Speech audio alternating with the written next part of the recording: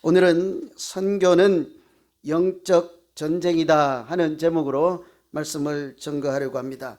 사도행전을 흔히 바울행전이라고 그렇게 부르기도 한다고 그랬어요. 성령행전 여러 가지로 부르지만 바울행전이라 부르는 까닭은 여러 얘기가 나옵니다. 다른 사람이 선교 사역한 내용도 포함하고 있죠. 베드로, 빌립 이렇게 있는데 대부분 선교 사역이 바울 사도가 한 선교 사역이 대부분이므로 때로는 우리가 바울 행전이라고 부르기도 하죠. 이 바울 사도께서 3번에 걸쳐서 선교 사역을 다닙니다. 보통은 선교 여행이라고 하는데 여행은 좀 놀러 다니는 느낌도 있고 해서 어울리지 않을 것 같아서 선교 사역이라고 그렇게 부르겠습니다. 이 3차례에 걸쳐서 사도 바울이 이제 선교 여행 사역을 다니는데요. 어떤 분이 연구를 해보니까 1, 2, 3차 다 합해서 이동한 거리가 2,700마일입니다. 이 별로 감이 안 오잖아요, 그죠? 아니면 대단하면 와 했을 거예요. 이제 1차는 킬로미터로 따지면 1,000km, 부산에서 서울 400이니까 왕복하고도 넘는 거죠. 두 번째는 1,700, 또 한 1,900. 합해서 이걸 제가 어젯밤에 여러분들 이렇게 느낄 수 있도록 마일로 환산하니까 2,700마일이에요. 그런데도 잘 체감이 안 돼서 저도 잘 체감이 안 돼요. 상상이 가야죠.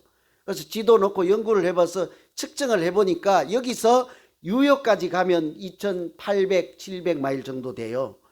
그러니까 거기까지 가다가 때로는 배를 타긴 하지만 대부분 걸어서 선교 사역을 다닌 거예요. 여러분 안 놀라시는데 한번 갔다 오실래요? 그냥 갈 수 있는 거리가 아니에요, 사실은. 그죠? 차로 가도 일주일 넘게 가지 않습니까? 비행기로 몇 시간 가죠?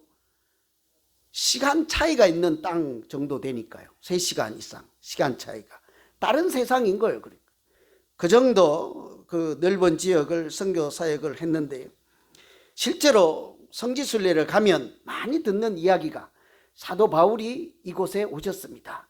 여기서 무슨 일을 하셨고 여기서 어떤 일이 있었고 간혹 돌에 맞아서 도망 다녔습니다. 이런 이야기 있고 그리고 이곳을 떠나서는 어디로 갔습니다. 이런 얘기를 많이 듣거든요.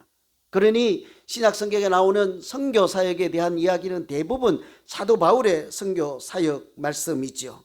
제가 이런 이야기를 드리는 것은 오늘 우리가 읽은 이 본문의 말씀이 그 많은 사도 바울이 한 선교 사역 중에 1번째 사역이라고요. 무엇이든지 첫 번째 하는 것은 아주 중요하고 의미가 대단하지 않겠습니까?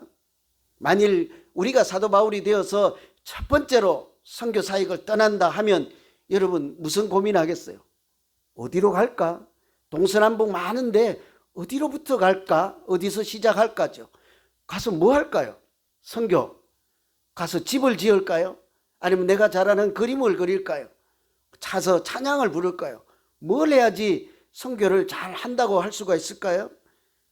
만일 그곳에 가서 복음을 전하면 어떤 일이 일어날까 하는 걱정도 있을 것이고 기대도 하지 않겠습니까?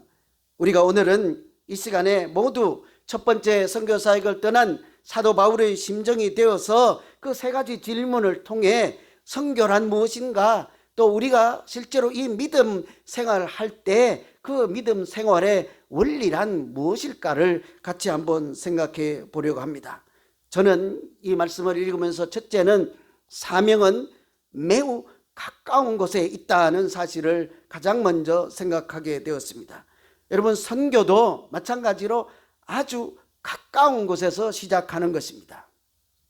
실제로 선교라고 하든지, 선교하면 우리는 대부분 선교를 안 가니까 남 이야기로 이렇게 생각하기 쉽잖아요.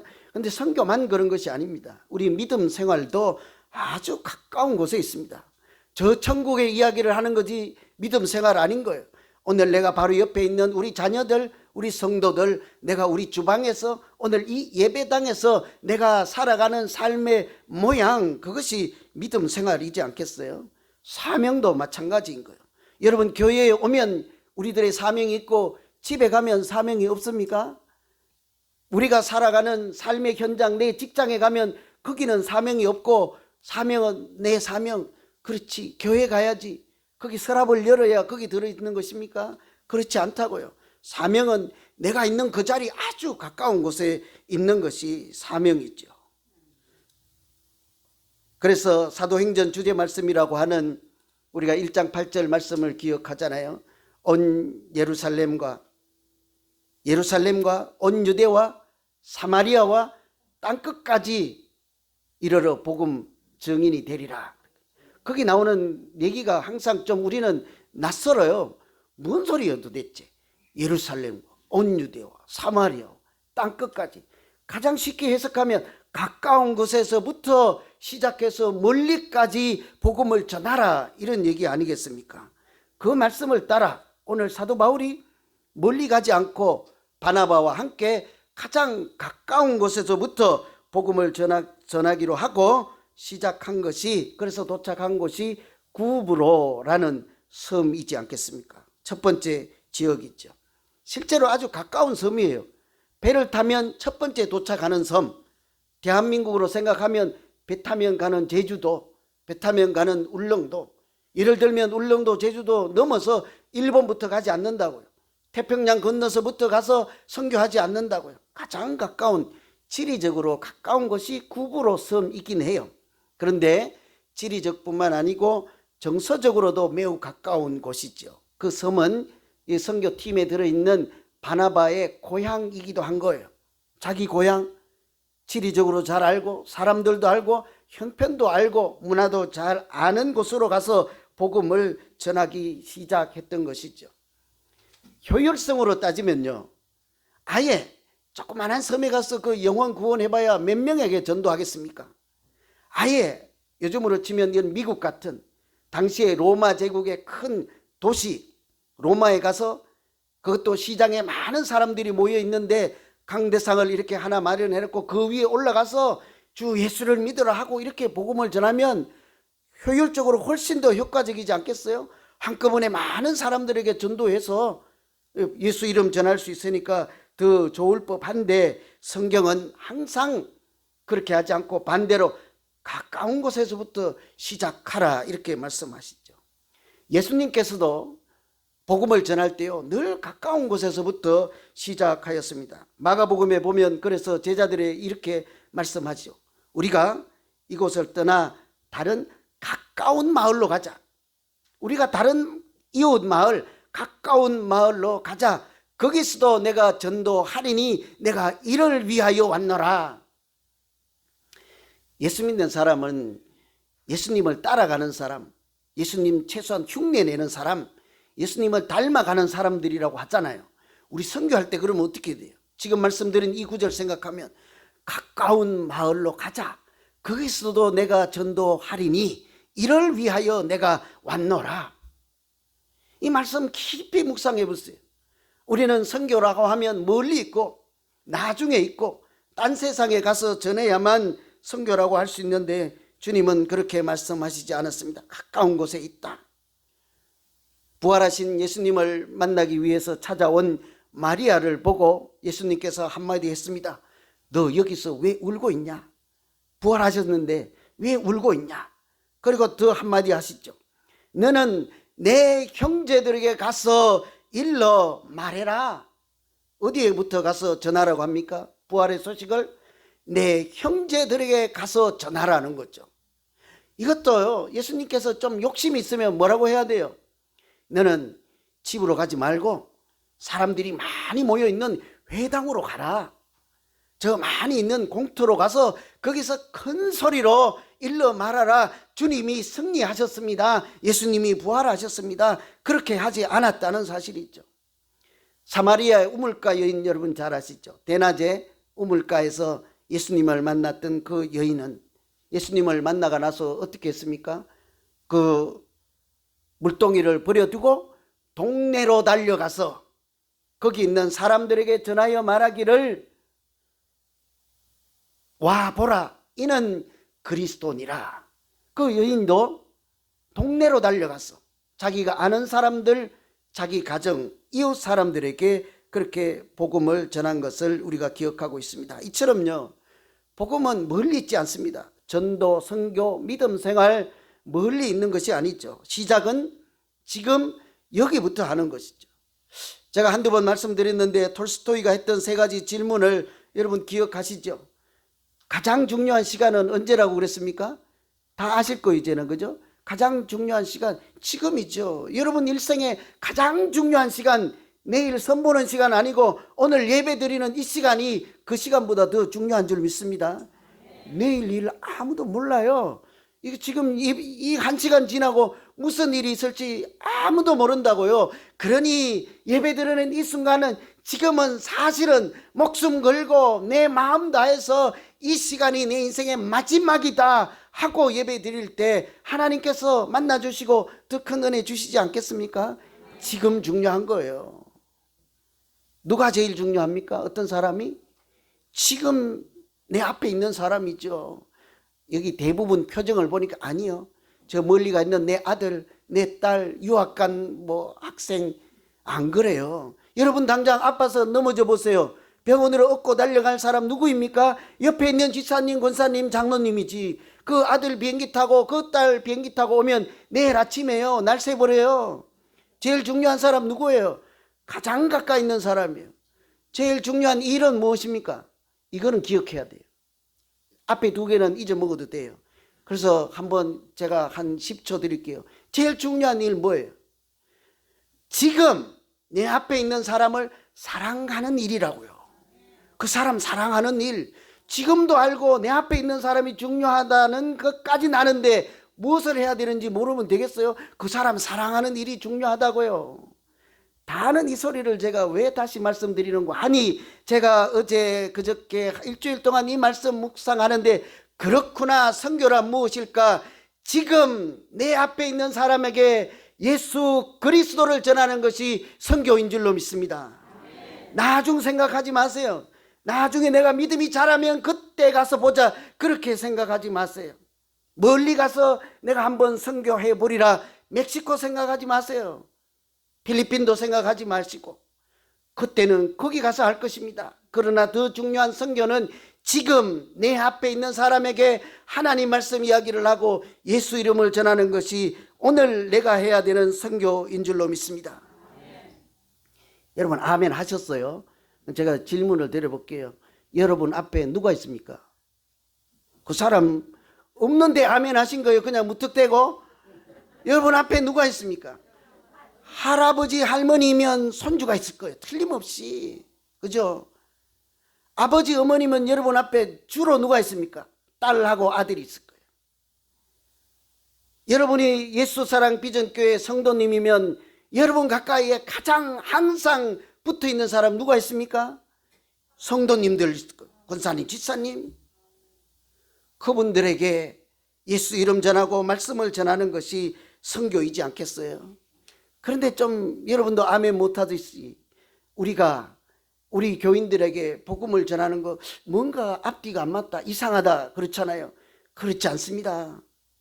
교회는 매일 다니고 10년 동안 다녔는데 정말 예수를 모르고 하나님이 살아계심을 모르고 정말 천국과 지옥이 있음도 잘 모르고 그냥 왔다 갔다 하는 사람들에게 하나님 말씀 한마디라도 더 전해주고 내가 그 사람 위해서 기도 한 번 더 전해준다면 그 사람 가정을 놓고 내가 기도할 때마다 항상 품고 기도해 드린다면 그것이 선교이지 않겠습니까? 우리 교인들 간에도 그 사람의 그분의 믿음이 반석 위에 세워진 집처럼 그렇게 강건하게 될 수 있도록 우리가 서로 돕고 밀어주고 위해 주어야 될 줄로 믿습니다. 오늘 오후에 새가족 환영회를 해요. 그러면 그냥 맛있는 거 먹고 한 시간 놀다가 웃고 떠들다가 가면 되는 그런 자리가 아니지 않겠어요? 최근에 어떤 연유인지 어떤 은혜인지 누가 인도했는지는 모르지만 하나님께서 우리 교회에게 보내준 그분들 한 분 한 분 생각하시면서 마음속으로는 하나님 이분에게 이번에는 큰 은혜 주시고 이번에는 하나님 살아계심을 역사하여서 보배로운 믿음을 참으로 가치 있게 여기며 우리와 더불어 아름답게 신앙생활하고 그의 인생이 복되게 살아갈 수 있도록 하나님, 내가 저분의 친구 되어주고 내가 저분의 영혼의 동반자가 되어주겠습니다. 하나님, 우리 가운데 천국을 만들어 주시고 하나님 나라를 세워 주시옵소서. 그러면 그저 환영회가 아니라 복음을 전하는 선교 현장이 될 줄로 믿습니다. 여러분, 우리끼리 아주 가까운 마을, 이웃집에, 가정에서 예수 잘 믿게 도와주시지 않겠습니까? 한번 도전해 보시지 않겠습니까? 가정에서, 동네에서부터 복음을 전하면요, 가까운 사람에게 복음을 전할 때마다 하나님께서도 그들을 통해서 영광을 받으시고 우리에게도 은혜를 채워주시고 우리 모두가 더불어 예수 이름으로 복되게 살아가는 은혜를 주실 줄로 믿습니다. 두 번째 생각하는 것은 선교는 영적인 전쟁이라는 거예요. 세상에는 지금도 끊이지 않는 전쟁들이 있어요. 우리 장로님 기도하신 것처럼 아프간에도 전쟁이 있고 또 미얀마에도 전쟁이 있고 이루 말할 수 없이 먼 곳 이야기할 거 없습니다. 한국은 어떻습니까? 한국. 그곳은 언제 무슨 일이 일어날지 모르는 거예요. 얼마 전에도 우리가 그 잠수함에서 이렇게 로켓인가 그 무기를 쏘아 붙이니까 다른 나라에서 몰래 잠수함 다 파견해서 감시하고 비행기 뜨고 중국 비행기, 미국 비행기 난리가 나잖아요. 언제 터질지 모르는 거예요. 일본은 그냥 전쟁의 빌미를 삼기 위해서 항상 독도는 자기 거라고 이렇게 어거지로 우기는 거지 않습니까? 싸우겠다는 거죠. 때만 되면 내가 해볼 수만 있으면 순식간에 옛날에 했던 것처럼 너희를 삼키겠다. 그런 전쟁들이 있잖아요. 그런데요, 우리가 생각해야 되는 것은 그런 전쟁뿐만이 아니라 눈에 보이지 않는 전쟁이라는 거예요. 그것을 우리는 영적인 전쟁이라고 하죠. 에베소서 6장에 이렇게 말씀합니다. 우리의 싸움은 혈과 육을 상대로 하는 싸움이 아니라 통치자들과 권세자들과 어둠의 세상 주관자들과 하늘에 있는 악한 영들을 상대로 하는 싸움이다. 특히 믿음의 사람들, 교회 다니는 사람들은요, 막 몸으로 싸우는 사람이 아니에요. 체육관 가서 복싱 배워서 막 싸우는 사람은 잘 싸우는 사람이 아니에요. 예수 믿는 사람이 잘 싸우는 사람은 영적인 이런 싸움이 있음을 알고 하나님이 가르쳐 주신 무기와 주신 방법으로 잘 싸워서 우리가 날마다 주 안에서 승리해서 하나님이 주신 은혜를 잘 누리고 행복하게 사는 사람이 잘 싸우고 이기는 사람이지 않겠어요? 한번 안 싸워보시겠습니까? 요즘 세상에 가장 큰 신앙적인 문제가요, 이런 싸움을 인정하지 않고 상상조차 안 한다고요. 막 전쟁을 하고 악한 영들이 나를 괴롭히고 교회 가는 걸 막고 또 사람과 사람 사이를 이간시키고 또 아무 일도 없는데 투지와 질투와 이런 게 분열하게 하는데도 그냥 저 사람이 나쁜 사람이야, 저 사람이 나쁜 사람이야, 그렇게 하고 끝내는 것은 우리가 믿음으로 세상을 잘 해석하지 못하는 중이라 할 수 있는 거예요. 특별히요, 이런 싸우면 선교 현장에 가면 극명하게 드러났죠. 선교 현장. 선교 현장은 확실하게 내가 복음을 전하겠다 하고 찾아간 곳이잖아요. 별일이 다 있습니다. 그곳에 가면 이렇게 영적인 전쟁이 치열하죠. 때로는 귀신 들린 사람이 와서 설교를 할 때 가로막고 전깃불을 나가게 하고 대단하죠. 제가 갔을 때도 그런 일이 있었습니다. 다른 빌딩은 불이 하나도 안 꺼졌는데 제가 설교하는데 그 시간에 그 방만 왜 불이 꺼지냐고요. 원인을 알 수 없고 한참 동안 있다가 불이 들어왔죠. 별일이 다 있죠. 뿐만이 아닙니다. 확실한 것은요, 선교 현장에 가면 영적인 싸움이 항상 있는데 틀림없습니다. 경험하고 싶으면 한번 가보세요. 같이 가면 반드시 싸워요. 선교 같이 갖고 좋은 뜻을 갖고 위대한 일을 하러 갔는데 가다가 자기들끼리 싸워. 도대체 왜 너는 따뜻한 밥 먹고 나는 식은 밥 주느니, 너는 김치 먹고 왜 나는 라면만 주느니, 너는 젓가락으로 먹고 나는 왜 스푼을 주느니, 별것도 아니에요. 이런 걸 갖고 선교팀들이 싸우잖아요. 왜 싸우겠어요? 자기들끼리 미워서 싸우는 것 아니에요. 복음을 전하고 영혼을 구원하는 그 일, 하나님께서 인도하시는 그 일을 하지 못하도록 선교 사역한 사람들을 이간질시키고 미워하게 만들고, 그래서 노리고 궁극적인 목표는 포기하게 만드는 것이죠. 영혼을 구원하지 못하도록. 하나님의 사람을 자기들이 붙잡고 악한 영의 세계에서, 악한 영이 다스리는 세계에서 붙잡아 놓으려고 하는 것을 얼마든지 우리가 볼 수 있습니다. 오늘 사도 바울이 첫 번째 선교 여행을 갔잖아요. 여러분 다시 말씀을 잘 읽어보세요. 가장 뚜렷한 것은 그곳에서도 하나님이 하는 일을 막는 자가 있었다는 것이에요. 여기 보면 그렇게 소개하고 있잖아요. 이 사람이 바울이 복음을 전하려고 찾아갔는데 그곳에 총독 스기오 바울이라고 하는 사람을 만났습니다. 다른 사람입니다. 총독 한 사람을 만난, 그 현지에 있는 사람을 한 사람을 만난 거죠. 근데 웬일인지 그 사람은 예수 이름에 대해서 듣고 싶고 성경에 대해서 알고 싶은 거예요. 영적인 열정이 있고 기대하고 사모하는 마음이 있었습니다. 그런데 웬일인지 그를 보좌하고 돕는 측근한 사람, 바 예수라 하는 사람은 자기 주인이, 총독이 그 예수 말씀 받는 것을 방해하기 시작한 거예요. 막았었습니다. 참 신기한 것은 이 바예수라고 하는 이름 있잖아요. 그 뜻은요, 예수의 아들이라는 뜻이에요. 조금 더 해석하면 구원자의 자녀라는 뜻이에요. 이름은 얼마나 좋은 이름을 가졌습니까? 구원자의 자녀라고 하는 그런 이름을 가진 자, 아버지가 지어줬을 거 아니에요. 구원에 대해서도 알고 너는 구원의 자녀가 되어서 그렇게 아름답고 복되게 살라 하는 이름으로 줬을 거 아니에요.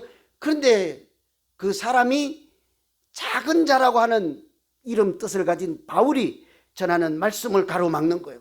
예수 믿는 것을 방해했다라고 하잖아요. 그 사람이 하는 것이겠습니까? 그 바예수라고 하는 사람의 가치관, 그 사람이 세상을 보는 눈, 그 사람이 마음에 무엇이 중요하다고 하는 그 사람의 인생까지도 붙잡고 있는 악한 영이 그를 앞세워서 사도 바울이 하는 복음을, 하나님의 말씀을, 예수 이름 전파하는 것을 가로막고 악한 영이 선동하는 그런 방해하는 일인 줄로 믿습니다. 그것을 영적인 전쟁이라고 하는 거예요.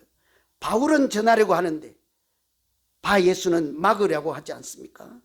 악한 영은요, 예수 믿는 사람, 교회 다니는 사람, 말씀 읽는 사람, 기도하는 사람, 이런 사람들요, 교인들끼리 잘 친하고 화목하게 지나는 이런 사람들 보면요, 그대로 두지 않습니다. 자기 세계에, 어둠의 세계에 묶어놓기 위해서 하나님의 품에 내보내지 않으려고 얼마나 난리를 치고 거부하는지 몰라요. 그래서 사도 바울이 그때 외치죠. 마귀의 자식이요, 모든 사람의 원수인 이 사람에게, 마귀의 자식이요, 모든 이의 원수여, 주의 바른 길을 굽게 하는 것을 그치지 않겠느냐. 여기 놀라운 말이 있어요.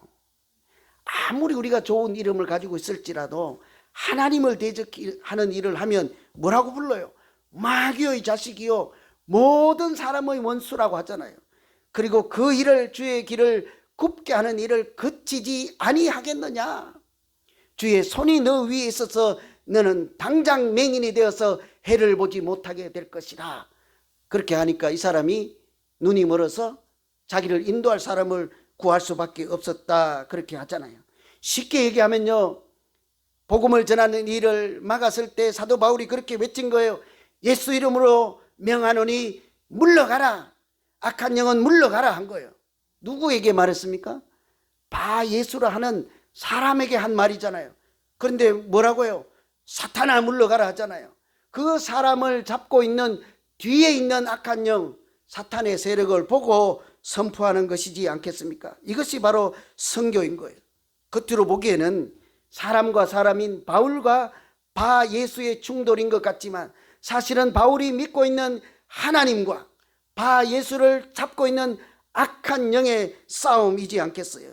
이처럼 이런 영적인 싸움은 선교 현장뿐만 아니고 실제로는 우리가 믿음 생활하는 여기에도 있는 거예요. 우리 가정에도 있습니다. 우리 직장에도 있습니다. 우리가 선교하면, 선교는 영적 전쟁이다 하는 이 말에는 믿음은 영적 전쟁이다 하는 내용을 포함하고 있는 거예요. 실제로 그렇게들 말해요. 믿음의 시작은 곧 영적인 전쟁 선포다, 이렇게 얘기를 해요. 제가 지은 말이 아니고 대부분의 사람들이 그렇게 얘기를 하죠.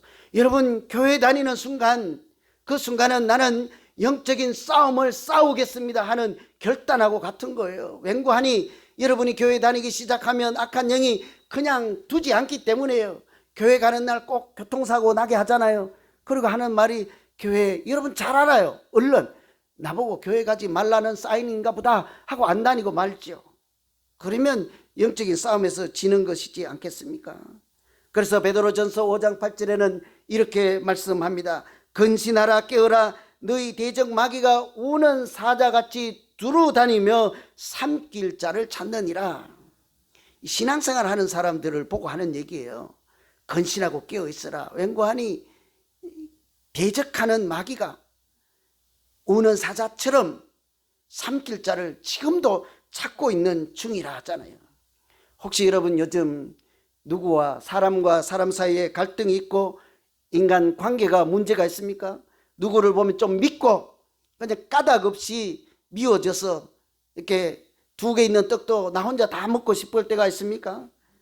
분열하고 시기하고 질투, 이런 싸움들이 있을 때요, 그 사람만 보고 싸우면 팍 터지게 싸워요. 그 사람만 보면 믿거든요. 여러분 부부 싸움을 할 때도 그 남편 얼굴만 보면 정말 한 대 더 때리고 싶죠. 그 아내만 보면 정말 한 대 더 때리면 안 돼요. 여자는 절대 안 돼요. 그거는 그렇게 표현도 하면 안 돼요. 그래서 싸우고 싶다고요. 그런데 그 순간 정신을 차리고, 이것은 나를 악한 영이 하나님의 자녀로 살아가는 바른 길, 거룩한 길, 구별된 삶을 살아가는 것을 막기 위해서 악한 영이 나를 조종하고 있는 영적인 싸움일지 모른다 하는 순간 더 이상 싸울 수 없는 거예요. 생각해 보게 되는 거예요. 우리 둘 싸움이 아니야. 이것은 우리 사이에 개입한 악한 영이 우리를 조종하고 우리를 예수사랑 비전교회의 본이 될 만한 성도로 그렇게 아닌 것으로 소문내기 위해서 싸움을 일으킬 수 있지 않겠습니까? 그래서 사람들이 말하기를 교회는 유람선이 아니라 전함, 전투함이라고 하죠. 여러분 느낌 어때요? 교회는 유람선입니까? 아니면 군인들이 타고 있는 전투함입니까? 유람선이라고 하는 것은 늘 먹고 맛있고 즐겁고 재밌게 다니는 이런 교회예요. 우리 교회는 유람선이에요? 아니면 우리 가운데 보이지 않는 싸움이 있음을 인정하고 영적으로 악한 영들과 대적하며 하나님의 자녀로 더 잘 거룩하게 구별된 삶을 살기 위해서 애쓰는 사람들, 하나님의 군사들이 모인 곳입니까? 이쪽도 저쪽도 아니에요. 그죠? 양쪽 다이기 때문에 그래요. 사람들이 말하기를 교회는 유람선 아니고 전함이라고 하지만 제가 생각할 때는 양쪽 다인 거예요. 우리는 세상이 줄 수 없는 그런 기쁨과 찬송과 즐거움과 사랑과 이런 것을 다 가지고 내 것도 넣어주고 나는 못 먹어도 너 나눠주며 이렇게 아름답게 한 배를 타고 우리의 표대가 되신 예수 그리스도를 향하여 믿음의 공동체를 항해하는 그런 유람선이지 않겠습니까? 성령의 유람선인 줄 믿습니다. 문제는 그것으로 끝내지 않는다는 거예요. 우리 가운데 알지 못하는 영적인 싸움이 있어서 우리가 하나님의 군사가 되어서 십자가 군병이 되어서 우리를 하나님의 자녀로부터 멀어지게 하고 말씀이 들려지지 않게 하고 세상의 쾌락이 하나님이 주시는 은혜보다 더 달콤하게 하는 그런 싸움들 앞에서 매일 싸워가야 하는, 결단하고 가는 긴 그런 배, 하나님의 군사들이 같이 모인 전함이기도 한 줄 믿습니다. 여러분, 그래서 우리는 어떻게 보면 그것까지는 아는데 일전에도 이렇게 대화를 하다 보면요, 알긴 아는데 감당을 할 수 없다는 거예요. 내 힘으로는 이길 수가 없다는 거예요. 여러분, 우는 사자처럼 삼키려고 덤벼들면 여러분 혼자 힘으로 감당해낼 수 있겠습니까? 영적으로 그렇게 싸움이 벌어지면 이겨낼 수 있겠어요? 그러면 부부싸움 하나도 안 하죠. 교회에서 생전 욕 안 하죠. 안 싸우죠. 오늘 아침에도 누가 싸웠는지 아직 내가 조사를 안 해서 모르겠습니다만, 그죠? 지난주에도 누가 또 싸웠는지 모르겠습니다만, 우리 가운데 그런 영적인 싸움을 내 힘으로 이길 수 있으면 그런 일이 없는 거예요. 우리 가운데. 그런데 악한 싸움에 늘 이길 수가 없는 거예요. 자신이 없는 거예요. 그래서 고린도후서에 이렇게 말씀합니다. 우리의 싸우는 무기는 육신에 속한 것이 아니라 오직 견고한 성도 무너뜨리는 하나님의 능력이라. 길어서 잘 안 들어와요. 우리가 싸우는 무기는 육체적인 권력의 힘이 아니라 하나님의 능력이라 이거예요. 더 줄이면 우리의 무기는 하나님의 능력입니다. 하나님의 능력으로 싸우기만 하면 얼마든지 우리가 어떤 사탄의 영, 악한 영이 우리를 공격할지라도 얼마든지 이길 줄로 믿습니다. 한 가지 이야기 해드리고 마칠게요. 열왕기하 6장에 보면 전쟁 이야기가 있어요. 아람이라고 하는 나라는 당시에 큰 나라예요. 강한 나라예요. 하나님의 백성들이 사는 이스라엘을 공격해서 점령해서 식민지로 만들려고 하는데 잘 안 돼요. 군대를 보낼 때마다 지는 거예요. 알고 보니 하나님의 사람인 그 엘리사라는 한 사람 때문인 거예요. 한 명.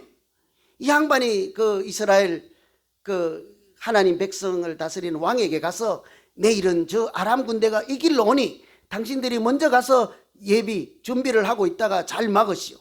내일은 이쪽 길로 몇 명이 오니 군사를 그들보다 더 많이 보내시오. 안 되는 거예요. 아무리 강한 나라라 할지라도 당할 수가 없는 거예요. 이 사실을 아람 나라의 왕이 알고는 안 되겠다. 우리가 이렇게 싸워서는 아무리 해도 이길 수가 없겠다. 먼저 저 한 명을 처단하라 하고는 엘리사 한 명을 처치하기 위해서요 군대를 파견한 거예요. 그리고 그 집을 도단에 있는 집을 에워싸서 자고 일어나서 그 엘리사의 종이 사환이 밖에 나가 보니까 정말로 군대가 그 집을 포위하고 있는 거예요. 얼마나 놀랐겠어요.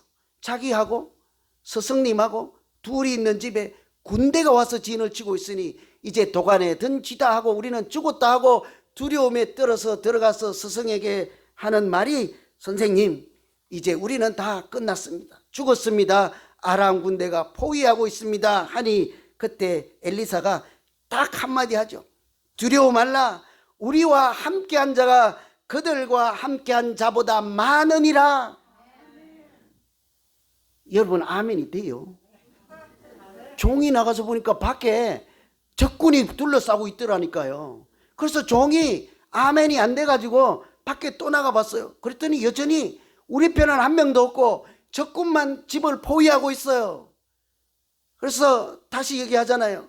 두려워 말라. 우리와 함께 한 자들이 그들과 함께 한 자보다 많으니라. 종은 아무래도 아멘이 안 돼. 자기 눈으로 봤잖아요. 적군이 있는데.